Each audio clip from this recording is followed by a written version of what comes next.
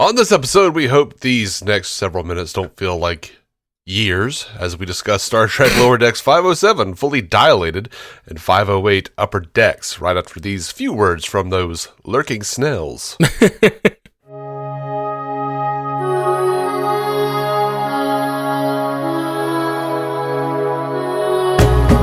Welcome to Star Trek Universe, the podcast where you get to listen in on two lifelong friends sitting chatting about Star Trek.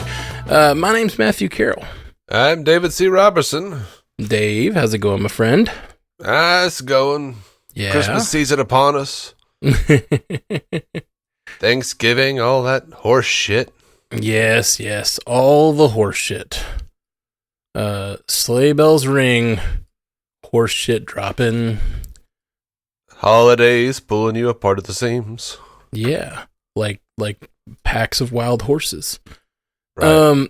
All right. Well, we watched Lower Decks, 2 episodes. With the holiday last week, we did not get together to podcast. So, again, covering these 2 episodes together. So, what did you think of this dilation episode? Time dilation. I always do like time dilation episodes. Mm-hmm. This one, I thought there were parts that were fun, but I was underwhelmed. Okay. I kind of feel like there was foreshadowing in the Starbase 80 episode when they were like accidentally licking the consoles and accidentally making it go to auto destruct sequence, because I was like, that's just a step too far. That's a bridge farther than they normally go on Lower Decks with how stupid this is. Right. And then Fully Dilated, we have a Boimler spilling whatever he had all over that console, and he and Rutherford are like licking it up. Like, yep. Are you fucking serious, man? Like, this is Star I didn't Trek. understand. Like, it was. They're literally like risking their friend's year, and instead, like, why aren't they using their comm badges? Like, just call a different. Is this the only transporter? Like, I guess maybe the Cerritos is that small. But I gotta imagine there's another transporter on the ship. This can't be and even if it's the only transporter, like, there's gotta be another console that can access the transporter. You know what I mean? Like, yeah. Call someone and say, hey, we fucked the console. Like, you know, someone else beamed them up. I mean, it wasn't really that long, I guess. They stretched it out for the episode. Well, it would have to be a second was a week, so it was 52 sequence. Which, like, maybe you panic that long, but if in your mind you're sending someone to a planet that is going to be, I mean, if you overanalyze this episode, it makes no sense, and I didn't mean to. I didn't mean to jump on that bandwagon. I think it's a funny episode. It's fine. You can overanalyze it. Sometimes. Look, man, they're making Star Trek. They know what they're getting into. They know who we are.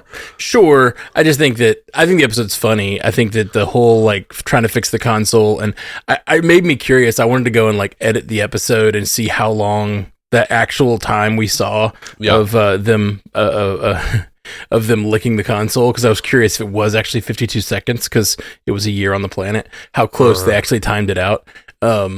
Have you ever, me and you were both Back to the Future fans. Yes. I didn't learn this until like last year. I think we probably talked about it, but I love the fact that apparently Back to the Future 1 and Back to the Future 2, if you put them together, they line up. Mm-hmm. Like when he's in the 50s and he's flying, he's being the other Marty. Every moment you see Marty on screen Marty is doing the same thing like on the other screen. It's really cool. Yeah, absolutely. And that made me think about, like, how I feel like they're big enough nerds making the show that they probably made it 52 seconds exactly of screen time, like in between probably with the little intercuts. Mm-hmm.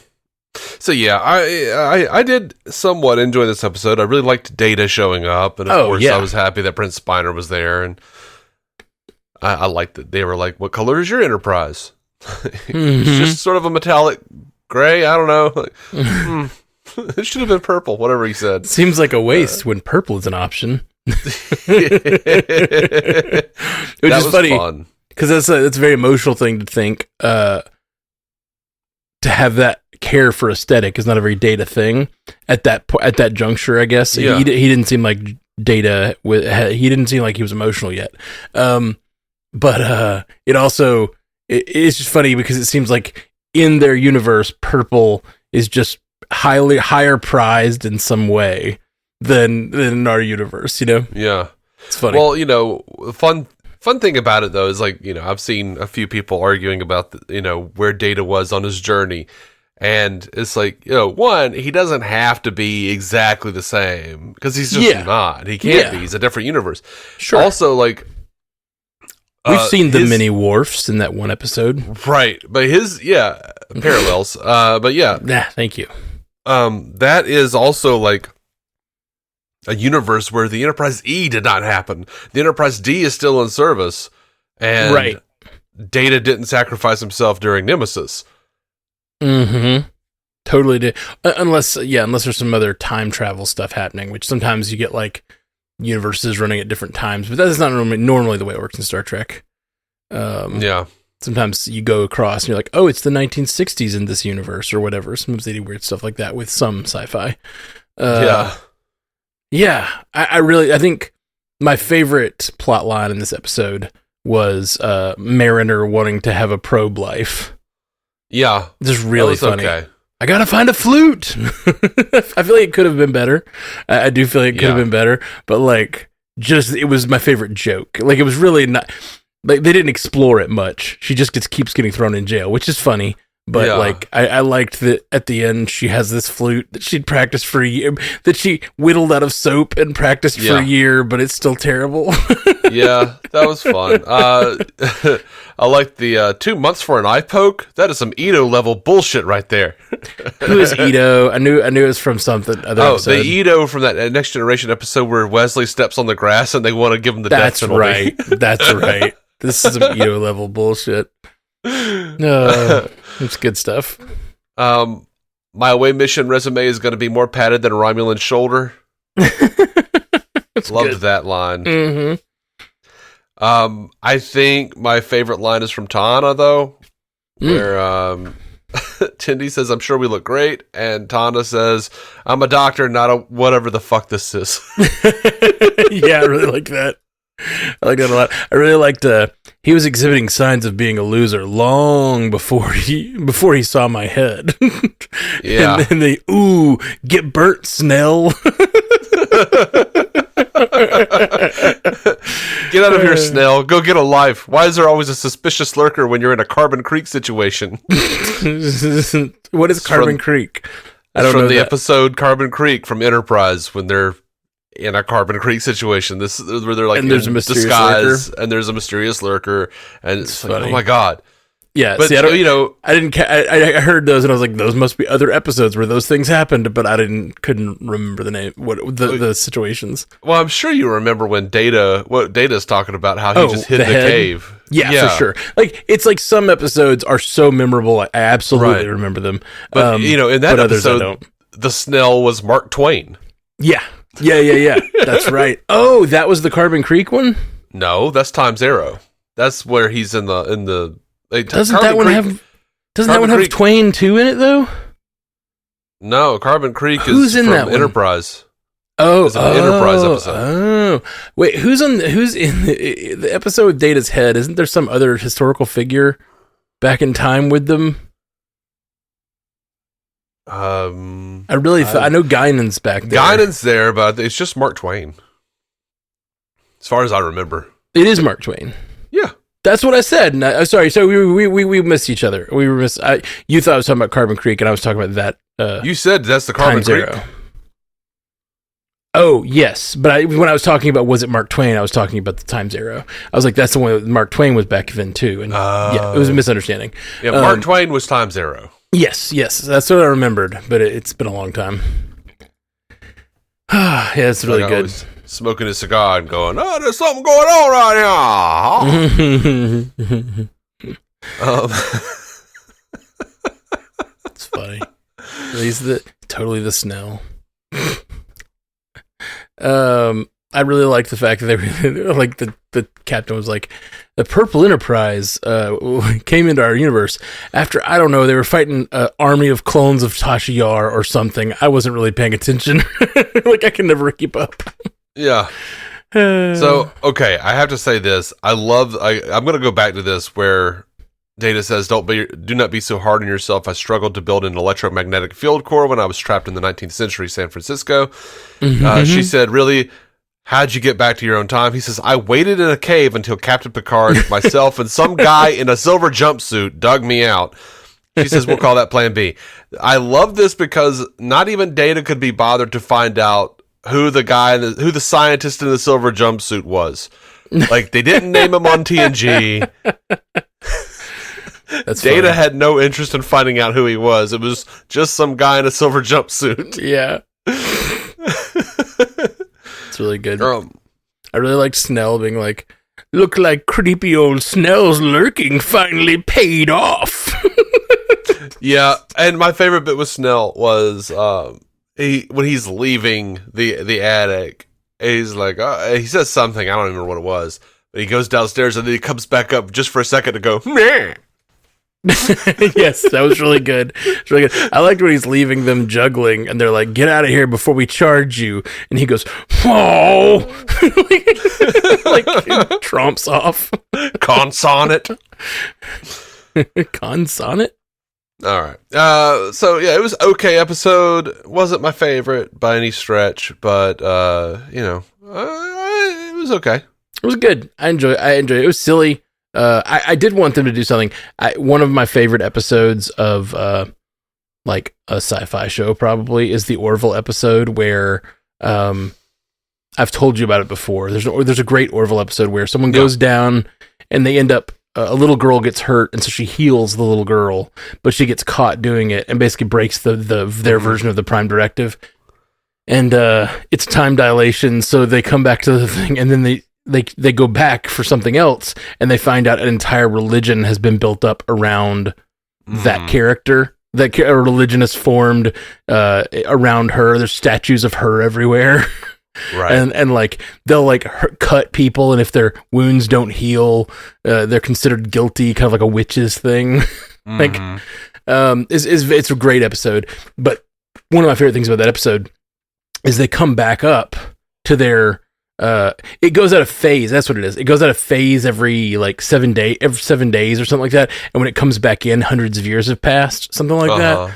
And so when it goes out of phase and it comes back into phase, it's been another hundreds and hundreds of years. So this time they are fully they've surpassed the Orville's level of technology, and they end up flying up in a ship and talking to them. It's really beautiful, honestly. I'm gonna spoil it. It's fine. Jump forward 30 seconds if you don't want to know. It's just a beautiful episode because they basically say you were a religion and it caused a lot of wars and it caused a lot of pain, but we would have found some religion to believe in. And it's kind of like a natural course of evolution for a group to believe in a religion, and then eventually they grow past it. And it it was a part of our evolution, and we don't really regret it. It was a really beautiful thing. But a way of kind of resolving the idea of this religion. It's just really cool. But one thing I really kind of hated about this episode is they did that thing where they go down, but then they didn't acknowledge that that planet going at that speed, a week a second, a year every minute, is going to be hundreds and hundreds of years in the future pretty quickly. And they probably would have left the planet shortly. I would have loved to see that. It was a clever thing they did on the Orville, and I kind of wanted to see it here. Huh, yeah. That would have been cool. I didn't buy that Mariner would just be let me put out this eternal flame that's been there since we got here. At that point in the storyline, she had been there for too long to know that right. Fire was just, Well, she'd been in prison most of the time. Still. But I think in general it was just kind of, it also was just clearly some sort of structure to it. It wasn't just burning. It was a little pile of sticks that looked on fire. Yeah. Yeah. You put out our eternal flame. How will we be protected from demons now?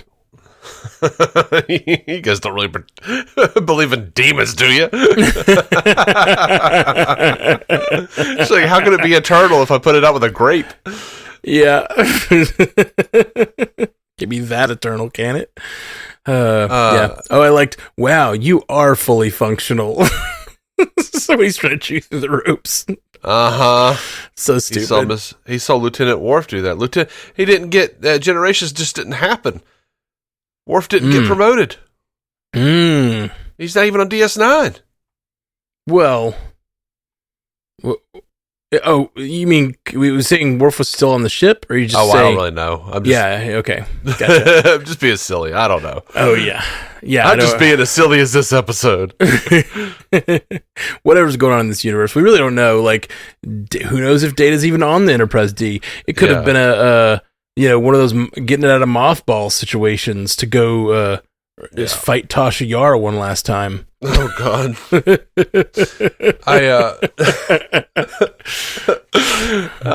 We're doing it. We're doing the old thing, guys. Hop in. We're going to fight Tasha Yar, just like the old days. Some version. God. I totally forgot what I was about to say. Sorry. Oh jeez. Oh jeez, Rick.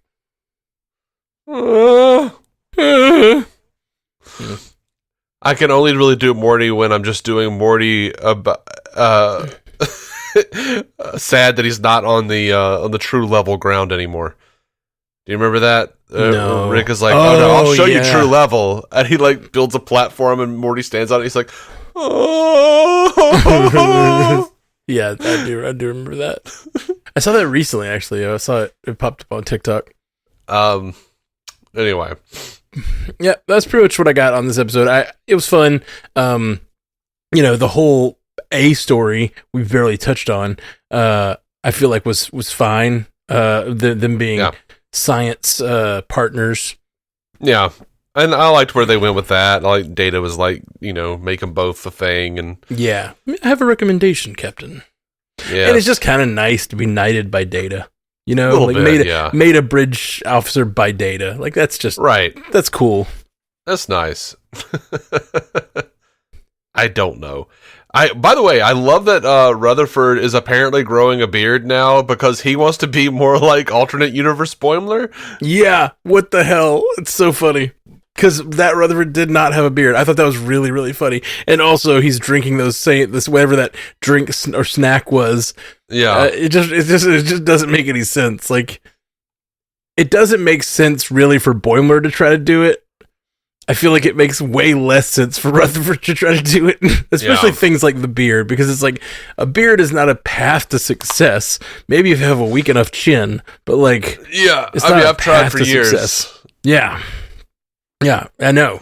You haven't whatever it is, it ain't the beard. It is not. It's not been your path, sir. Yeah. Just teasing.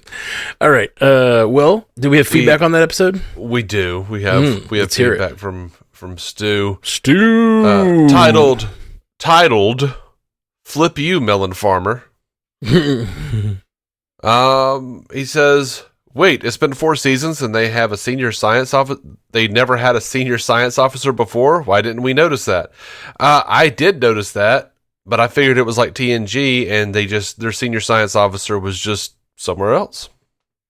I don't know.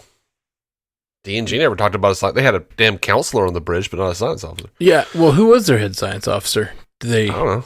Okay. Cool. I mean, maybe there was, and if I did a watch through, I'd probably go, "Oh, there's one."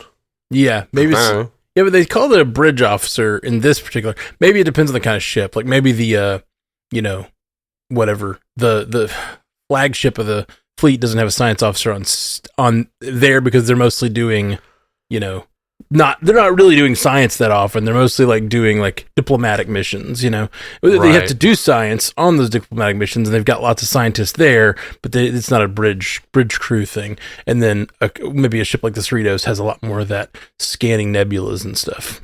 Yeah. Closing rifts. Yeah. I wonder if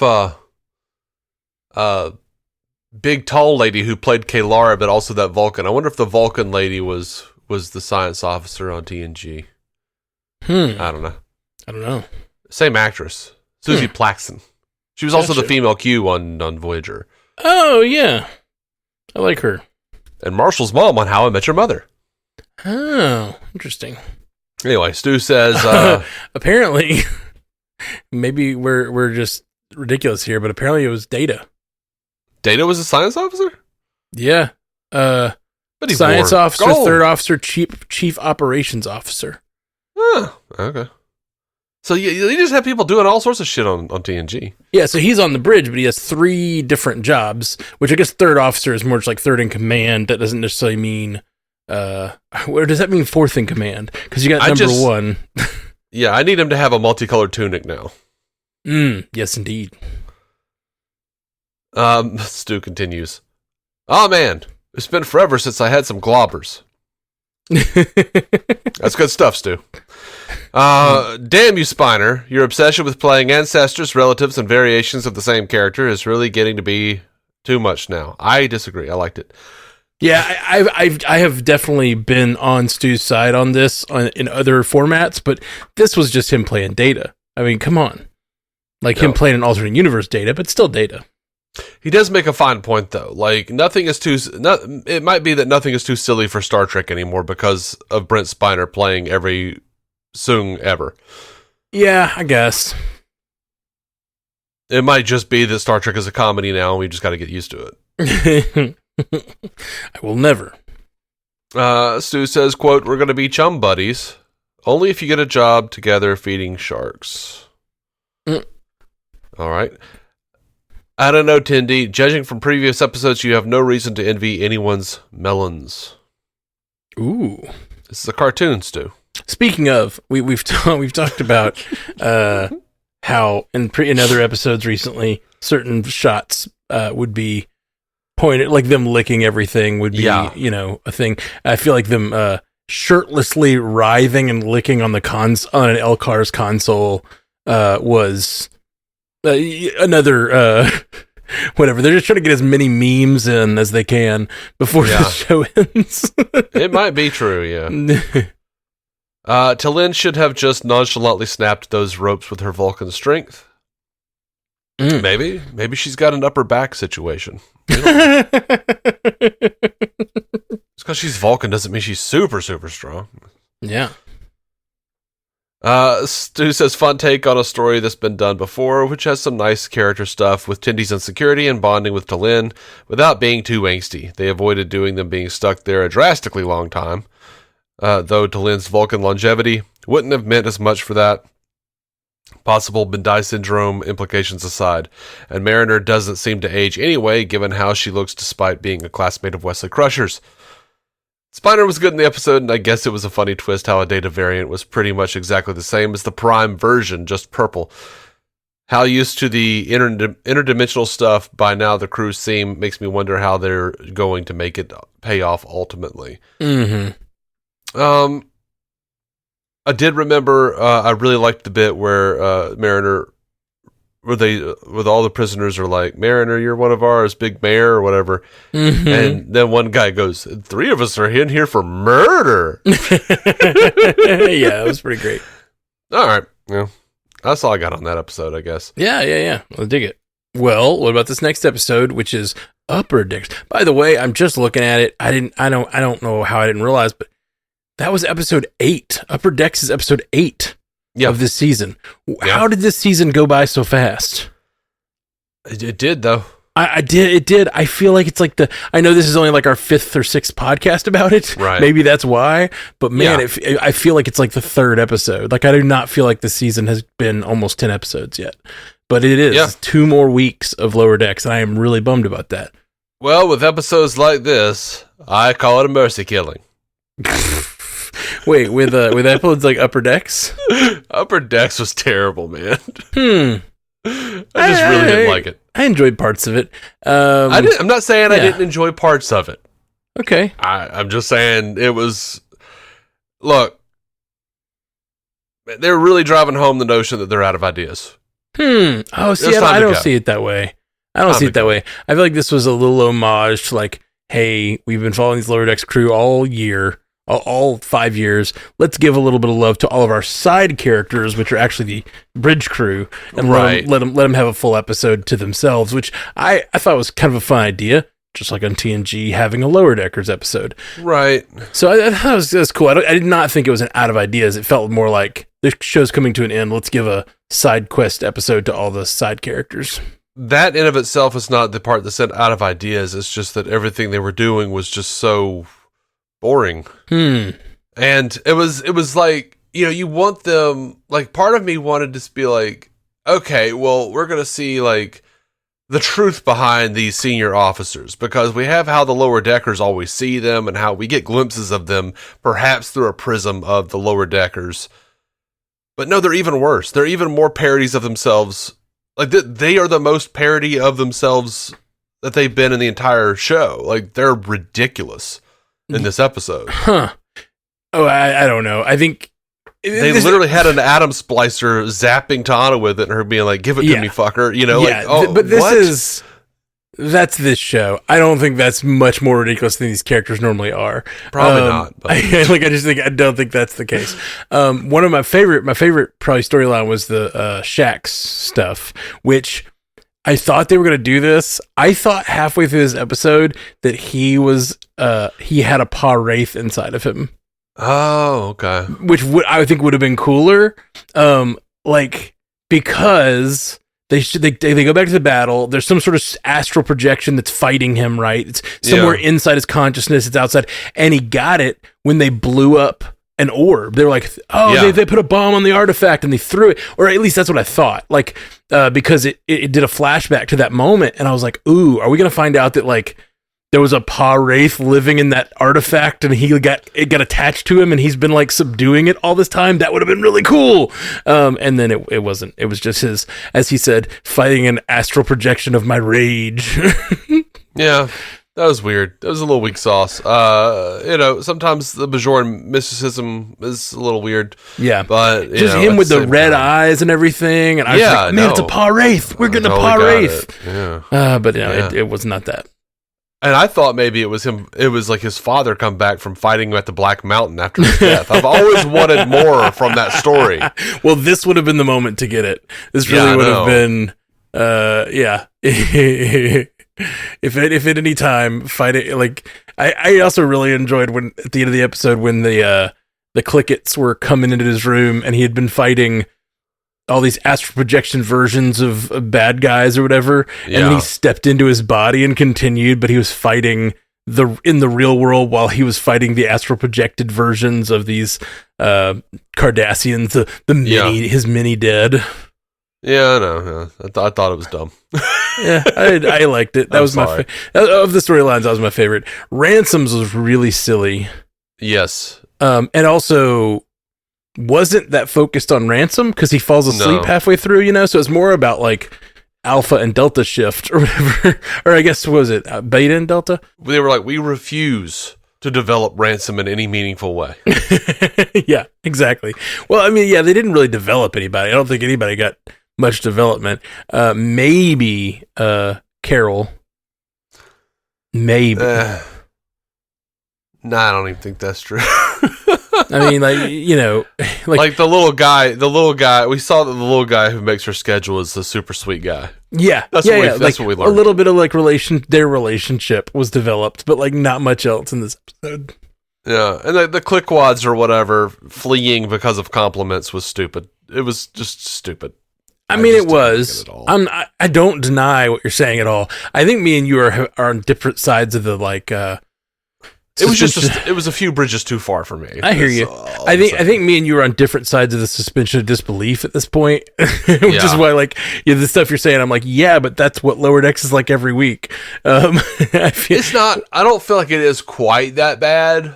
I feel like it's that bad, especially with the side characters. They're always saying crazy stuff because they're the side characters. It kind of it reminds me of I don't know. There's episodes where of other shows where like there's that character. I think of The Office. There's that character that has like Creed. Yeah. One great line, but then you could finally get the episode where he was the manager for an episode, I believe. And I don't even remember the episode very well, but I remember thinking like being really excited and then being really underwhelmed. And I was like, oh, it's because he's really great in small doses and like amazing when he's contrasted against all the other characters. Yeah. But when he's the main character of an episode, I don't really want to follow it or whatever, Mm-hmm. So yeah, that's I think that's kind of the case here, where those characters are just this crazy every week, but we you don't think about it as much when they're not the main characters you're watching.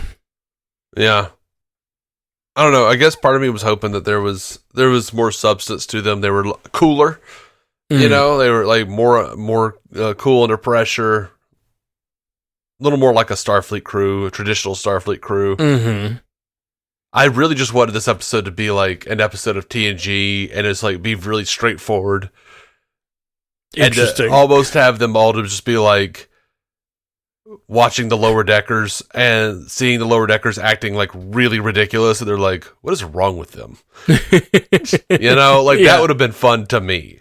But I get it. It is really is bonkers. I mean, the plot line with the engineer has just like apparently been a terrible engineer all this time, and everywhere you go, the entire ship's being held together by like bubblegum and tape, and then he has to fix all the things in one go. That was a completely ridiculous thing that raised the stakes to a ridiculous degree in a way that didn't need, but it was fun. It was silly and fun. I hated that weird like AI monster that came. I don't know. It was dumb. the golem. Isn't that from an episode of TNG where like some sort of beast reaches out of the Lcars like that? I don't remember that, but it might have happened. By the way, clearly they reminded me on that episode 7 that was called the Lcars. I know it, but it just reminded me of it. Now I keep wanting to use it. Not doing it to be impressive. I just wanted to be clear. I do definitely remember it all of a sudden because of that episode. Yeah, no, don't worry. I wasn't impressed at all. Good. It wasn't that I was trying to say I was impressive. I was saying I was trying to make sure it doesn't sound like I'm trying to be impressive. Oh, okay. It's a subtle difference. I don't know.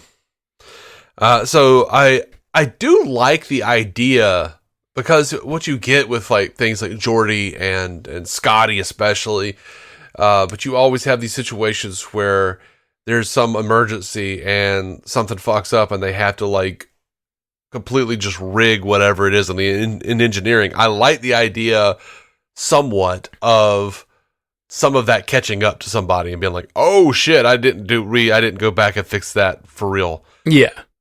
But this was once again just a bridge too far. It was just a little too much. Yeah. I mean, they literally were like rappelling off the warp core to do whatever. It's like way more way more dangerous than it needed to be. I really liked the doctor's pain chart.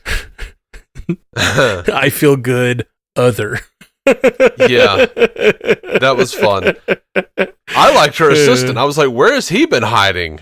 Yeah, no, that was a fun thing, and like he's sort of her, her buddy who can like talk crap to her in a way that other people can't, and he's like, kind of taking her down a peg. It's like their own little show that they're on when we're not watching them, it was kind of fun. I did like that.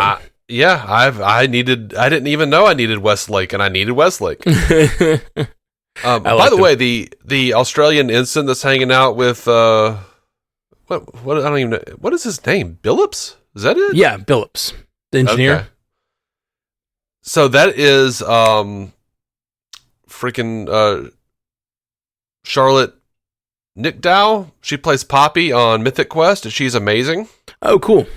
Have you seen Mythic Quest? I've seen a couple episodes, and it wasn't for me. But then, or it just didn't catch my attention. But then, Paige watched it, and she said she loved it too. So I mean, okay, well, if Dave and Paige like it, that's two very different people that I normally like their recommendations. So I should give it more of a shot. Yeah, Jason got me into it, but he like warned me. He says you need to like give it a few episodes and let it really get to you.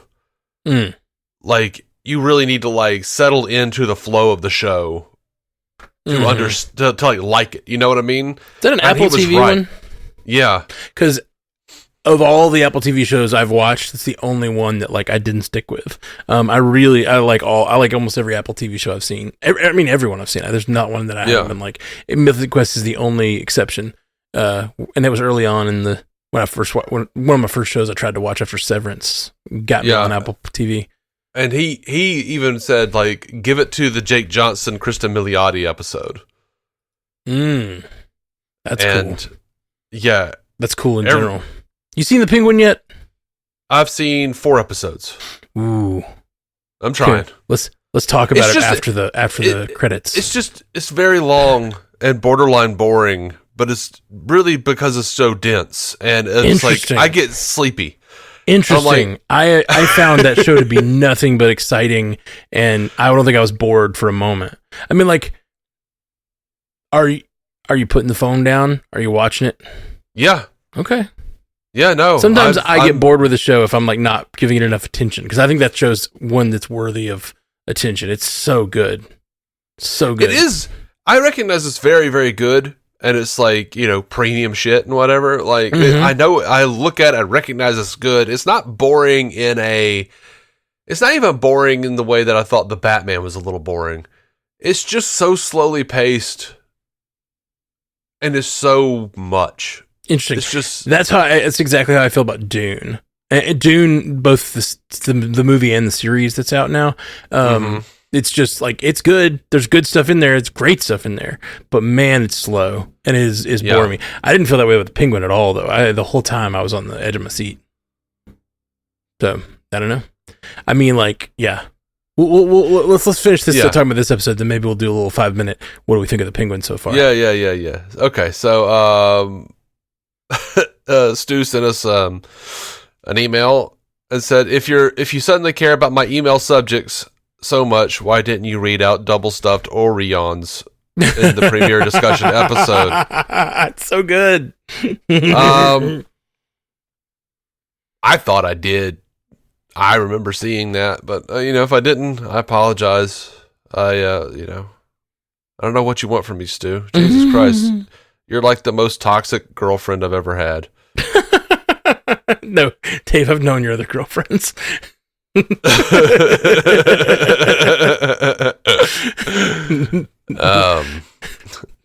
That's true. I'm sorry, Stu. You take that back. Yeah, Stu says, hello. Why is Miglimo in the thumbnail for this episode? Why? I know I said ransom was due for some more focus last week, but not like this. Not like this. No, Rutherford, it's not sad Tendi knows more of Earth history than you do. It's sad that due to Starfleet's human-centric colonialism, a multicultural, interstellarly staffed vessel has to celebrate an Earth holiday.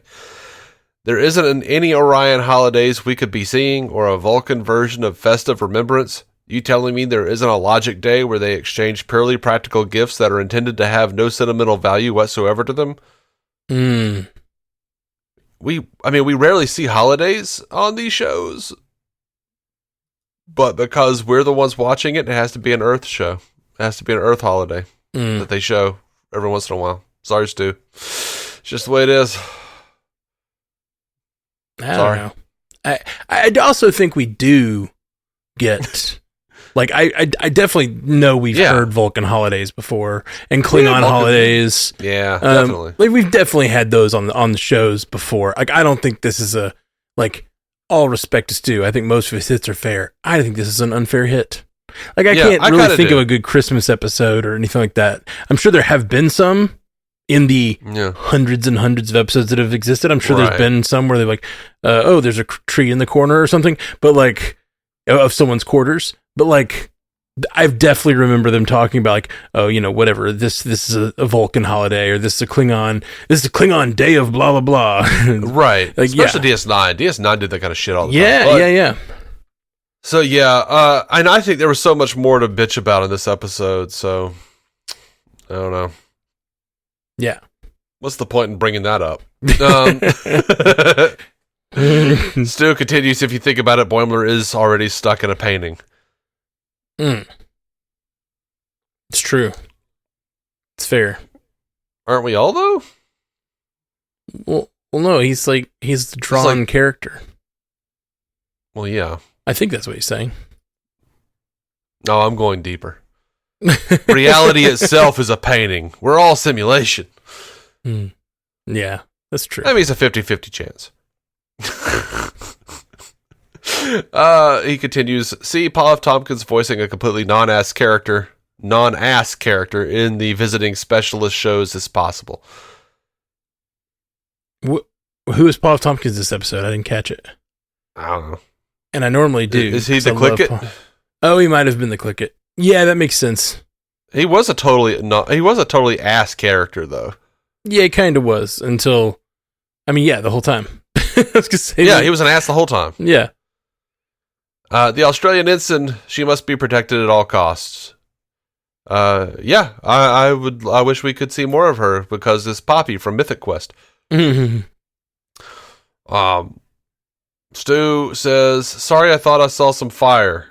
Quote unquote. Oh, great. Now you guys are probably going to go on a 5-minute tangent about the beer bad episode of Buffy. Oh. No, but appreciate it. I remember that one. I did think, I do remember the beer bad, but like, I really liked when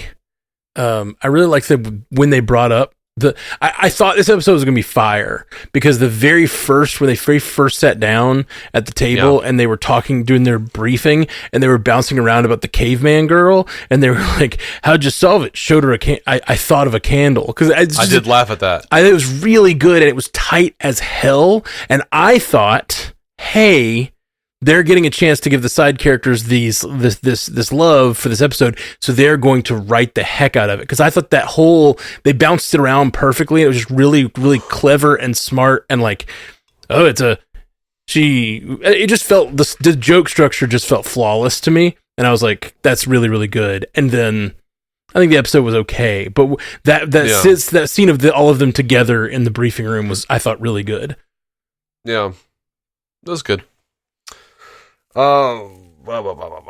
Good episode, which actually subverted my expectations a bit when I was thinking that focusing on Bridge Crew as a whole was against the whole point of the show, but it ended up being largely about a number of different subordinate officers than usual contributing to saving things. This is still another blatant example of not giving Rutherford a plot, though. I mean, yeah. Well, he has a really interesting couple episodes that have me like really wondering what they're going to do with him. That whole like thing about him not like, are they going to resolve it in this next 2 episodes? Are they going to resolve the whole like he has a past and he was like a racer? Remember that whole thing? I thought they already resolved all that. I thought there was more to it. No, there was more to it. There was more to it. I remember leaving it being like, I wonder where they're going to go with this in the future. Yeah, like who did it, why, all that stuff. I thought they answered all of that, but I don't remember it. So. I need to go back and watch that episode. Maybe I'm wrong, because I think they introduced it previously, and I was excited, and maybe it didn't pay off as much as I hoped. You just pretended that it wasn't resolved. Maybe I just don't remember the resolution. So maybe the resolution just wasn't interesting. Or memorable or whatever. Yeah. So somebody let me know. Did they resolve that? No, I'll just go back and watch that episode this week. No, you won't. I will too. No, you won't. I will too. All right. Well, here's hoping the last couple episodes are good. Yeah. I'd like to remember the show fondly. Yeah, me too. I did like when he was in when Billups was in the tube, and he's like, "This is how every engineer wants to die, at work in a tube." I really liked that, and then she's like, "I'm gonna call for help," and he's like, "That's for emergencies only," and she's like, "What is your definition of an emergency?" No, she's gonna use the axe. Why do we have an axe? That's it. That's it. Yeah, that was really good. I also liked that was set to kill. So am I. Yeah, it's a good line. Good line. Come on. It's all right. Come on. I came as hard as I could. Well, good for you. Yeah. I hope we do remember this fondly. I'm really excited for the last 2 episodes. I hope they've. This felt like I said. This was an homage to the final.